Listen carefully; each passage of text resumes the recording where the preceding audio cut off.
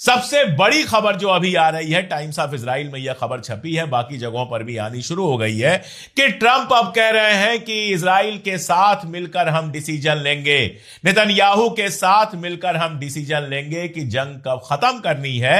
जीत तो हो चुकी है। हकीकत यह है कि ट्रंप कोई ना कोई बहाना ढूंढ रहा है इस जंग से बाहर निकलने का।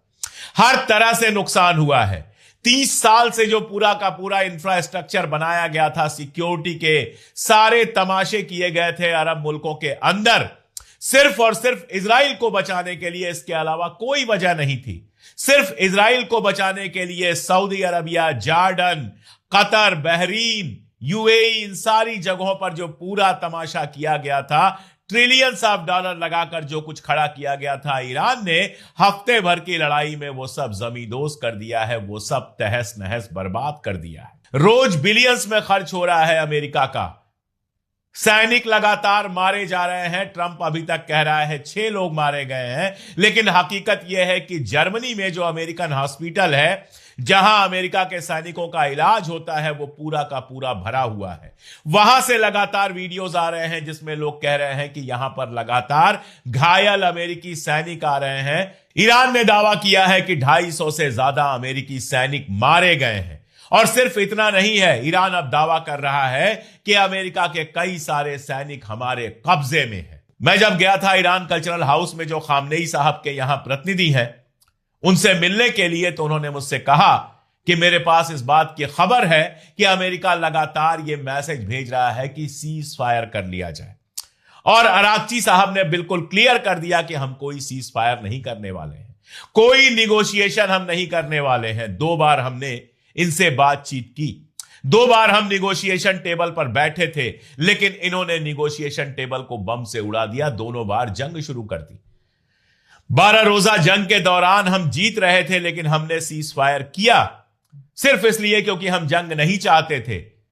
लेकिन इन्होंने 8 महीने के अंदर दोबारा जंग शुरू कर दी। अब ये सीज फायर की डिमांड क्यों कर रहे हैं?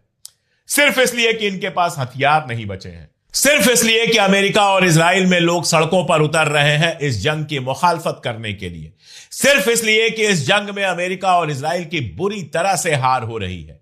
ईरान तबाही बर्बादी झेलने के लिए तैयार था, 40 साल से तैयारी चल रही थी।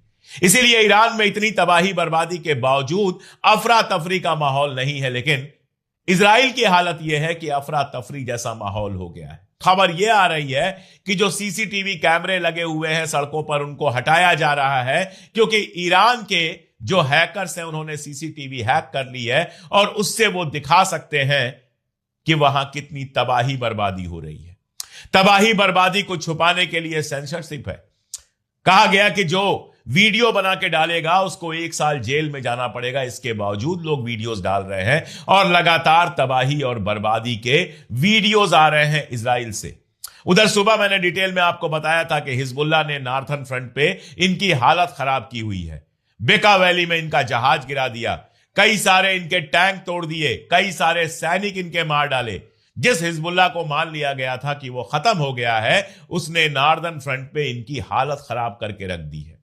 और ये सीज फायर चाहते भी इसीलिए है कि सीज फायर हो जाए, ईरान का खतरा खत्म हो जाए, तो ये हिजबुल्लाह पर दोबारा हमला करे। लेकिन ईरान इस बार इस तरह से सीज फायर नहीं करेगा।